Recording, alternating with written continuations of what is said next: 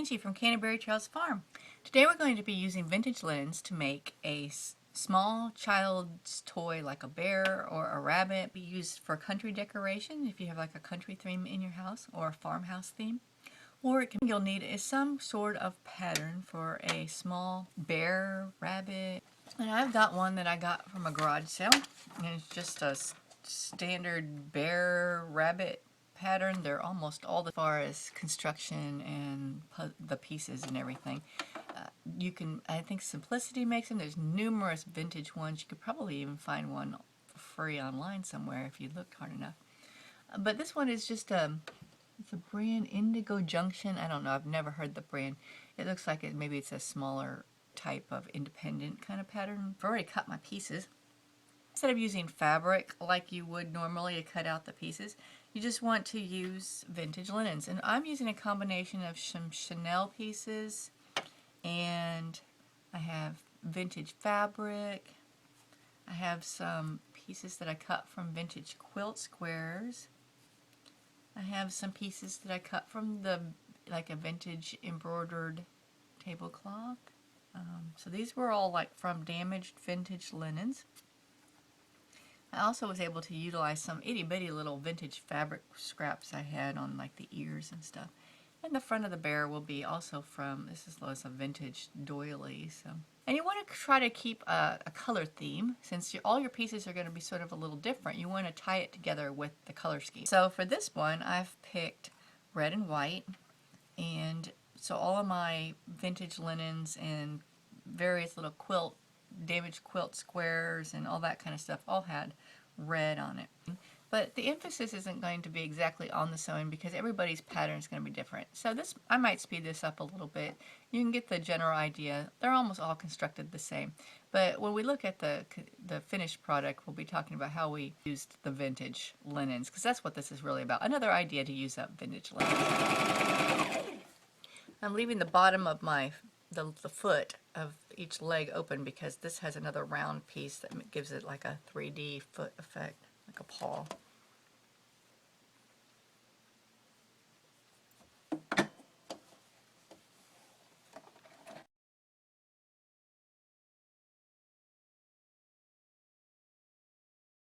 Okay, your back and your torso may be different depending on your pattern. Mine has the seam goes in the front. Sometimes you'll have just seams on the sides, so this really depends on your pattern. This pattern also has darts on each side to give it a more rounded look. So I'm going to go ahead and sew my darts here. And likewise, the front of my bear also has the center seam. Your head may be round with side seams. This one is going to have like a 3D effect on like the nose area. So this is also just keeping with the same thing. It's going to have a center front seam. Okay, now how your torso hooks together and how everything's going to join together may be different. So your pattern, this is just following my pattern.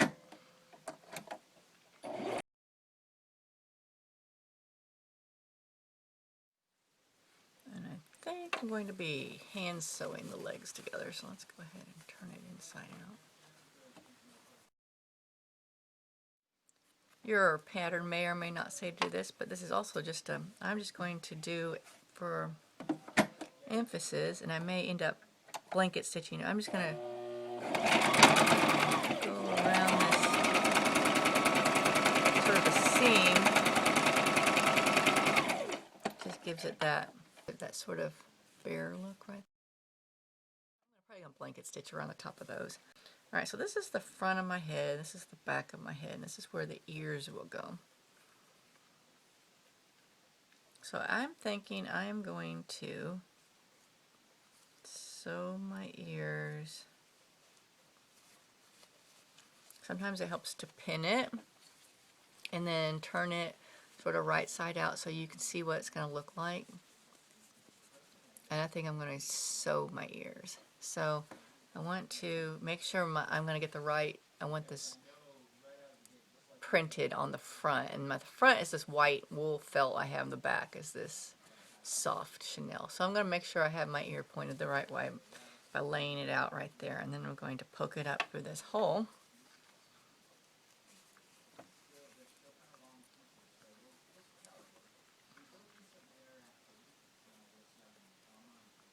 Where the ear goes. And we will double check this again after I get it pinned. Just pinning the outside edges because I don't know if I'm going to need a dart yet or not in the middle of that. So you just sort of have to play with it here. Get it lined up in between. We haven't sewn anything yet, so when we turn it back, we'll look at it, and if we don't like it, we'll adjust. Okay, so you sort of get an idea what the head would look. It's just pinned right now, but alright. Alright, so now we're back the way we had it, and we're going to sew. And we'll just sew those ears right in with the seam there.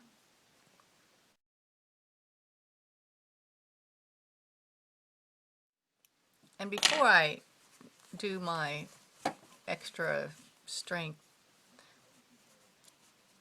zigzag, I'm going to pull it, make sure I got everything like I want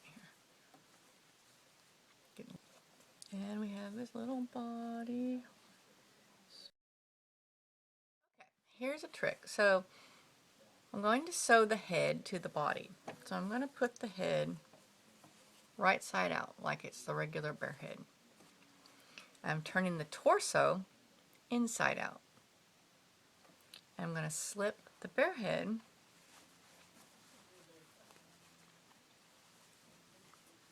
into the torso and line up these edges.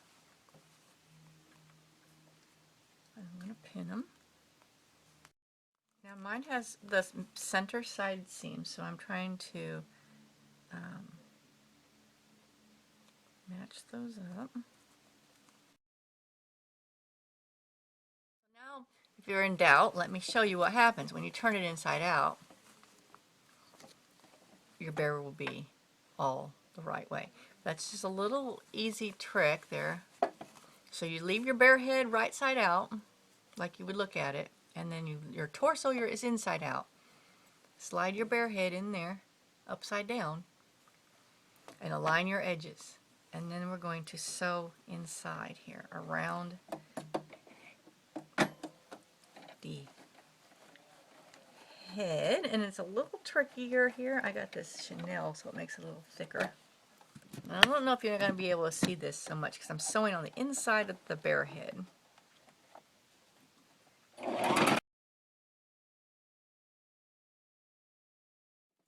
So we turn him right side out. And we see he's all hooked together the right way there. Right side. So I'm going to turn back out, inside out, and I'm going to do that zigzag real quick. Mine has, because of the darts, it makes it have that rounder butt on it. If you're doing just a standard, traditional bear, you might not have that. Okay, so let's head over, and the rest is going to be all hand sewing. And we're going to stuff them and connect all the pieces. Okay, I went and after we finished sewing the bear, which I'm going to show you how to construct, I went and sewed the little rabbit, and I made him out of a vintage pink wool felt that I had. Now you notice I sort of got his ears on a little bit weird and wonky, so I think he looks more like Piglet from Pooh Bear, but it's supposed to be a bunny. So let's look at what we did here, and then we'll put together the bear, but this will give you an idea of what I've done. So I used vintage linen ticking for the inside of the ears, and then I finished those edges with a blanket stitching. He's a little bit more uniform than the bear is because I used the pink wool felt for all his backing pieces. For his paws, I actually had these snips of vintage fabric, and so I had little pieces, and I went with the purple and pink theme, if you haven't already figured that out. So I had these pretty little, I love this fabric, I wish I had more of it, but I literally had, it was just like just a little 3x3 snip left. That, and then this one, his paw. And then I used a flower, I think it was a grandmother's flower garden type, they were two joined, and I cut it in the middle, so I would have the purple in the center, and then you have his little, you can see the little individual pieces there. So I did that for the belly, and then on his bottom of his paws, again, it was another snippet of vintage fabric that I had. And then I did just using embroidery floss, just did the X's, and I did a nose, and I had these little black buttons for eyes. And these are vintage, so you might have to look for a counterpart. They're 7mm, 6 count, also 1/4 if you're going by English, 6 count black button. So there's our little bunny, and I just took a little bit of the stuffing and I twirled it around and made a little tail and sewed it on. The actual pattern didn't call for a tail, but you have to have a bunny tail if you have a bunny. That's part of the cuteness. So there he is. So he's sort of like a piglet cross bunny there. So let's look down and see what we did with the bear. Remember with the bear now, we used more vintage linens on this one. And that's what the whole point of this project was to use up some of the smaller scraps of vintage linens that I had been cutting from other projects. And in addition to that, I had some little vintage pieces, scraps, again, of fabric. And so depending on what your pattern, I'll try to find some patterns out there and list like the simplicity numbers and stuff in case you just don't know where to start of some good ones. But like I said, this was like a one-off craft brand that I had really never seen before, and it was just a 12-inch bunny and bear. So any 12-inch bunny or bear or whatever kind of stuffed animal pattern you want to find is good. The bigger you get, the harder it's going to be to use those vintage linens because you're going to be needing bigger pieces of fabric. So I would stick with the 15 to 10 inch size. The smaller you get, the harder it is to construct and sew too. So. And remember, this pattern called for the darts sort of on the rear end, so it makes a rounder behind. Your pattern might just be like a circle and might have side seams opposed to this sort of 3D front seam. I'm going to go ahead and do all the stuffing right now.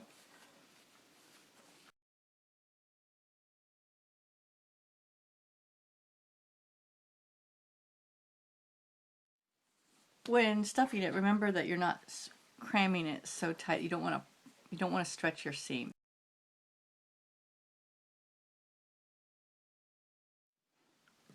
Okay, so I've stuffed all the little arms, and we're going to have to sew the bottoms onto that. And I'm going to go ahead and close my bear up. Then I'm going to just close them up. Do some hand stitching here. The arms, I'm going to do sort of the same thing. Turn our raw edges under.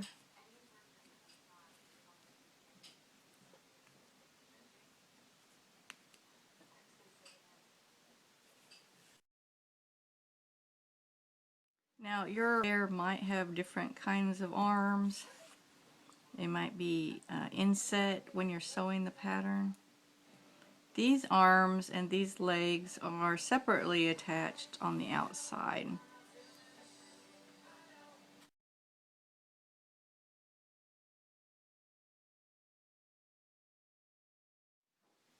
So I'm going to make a stitch through the arm here,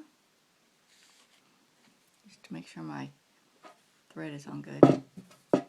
Now this bear, his arms are going to just, notice like on the bunny, it's just an indentation and it's literally just sewn on. It allows it to move a little bit. So I'm just going to locate where the arm should go. And this paw, they have the paw on the inside.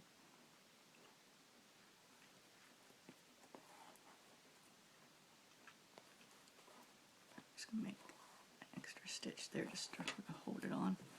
And then you come back up through.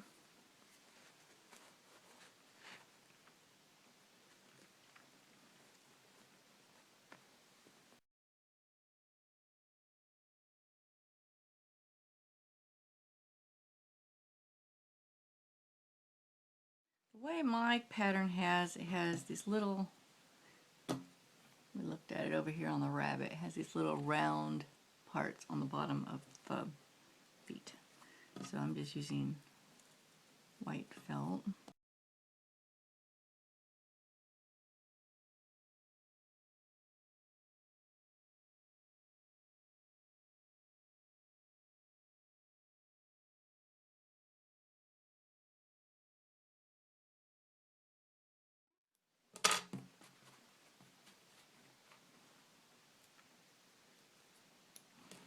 Alright, so I got the little paws done. What I just pushed the felt on the inside and did I just did it a little bit different than the other ones.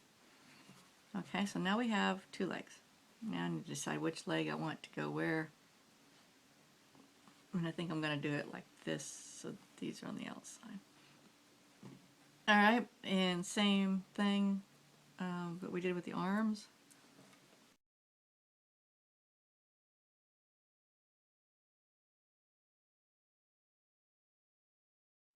Let's look at doing the eyes.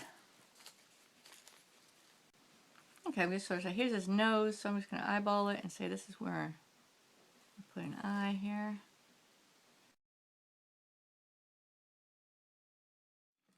Then we're going to go through to the other side. It's like the old Doors song, break on through to the other side. And we're going to squeeze it. And as I do that, I'm going to go back through my button again.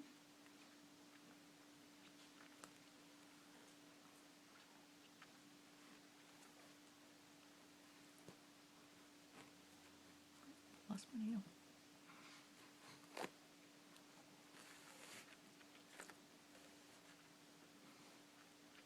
I'm going to do that one more time.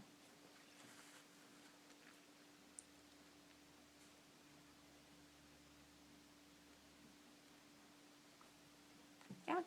Make sure you're going back through your button again. And back through our indentation.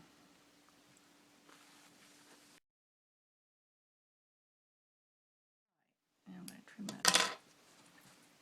And he got a little bit more pinched than I did my rabbit, I think. Squished in more. So now we're going to do the nose. And you can use embroidery floss. I'm just going to double up this button thread.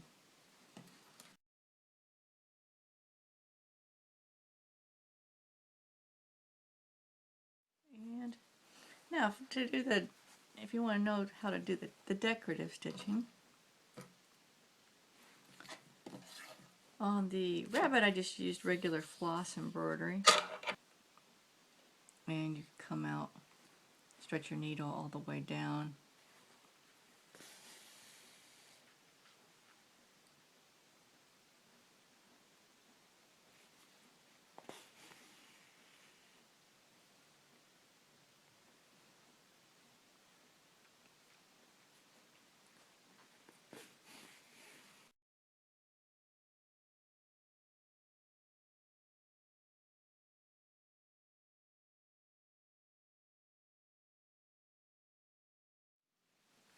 I'm just going to do a blanket stitch around his ears real quick.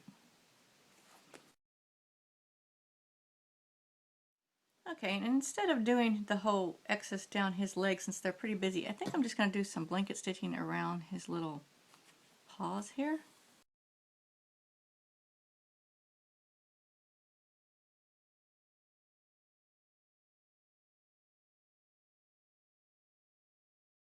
There might be things that are, you know, different, the way the legs or arms are attached.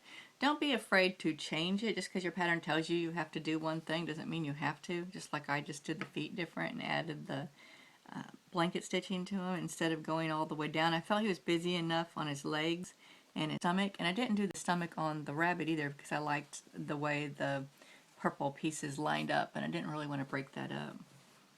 So use your imagination, and if you don't have the little round black buttons, you can just use regular black buttons. If you don't have any black buttons, you could just use embroidery floss. So this has been the little stuffed animals using vintage linens, vintage fabric scraps, vintage quilt squares, just a wide array of vintage fabrics that have been given new life. So thank you for joining us today at Canterbury Trails Farm.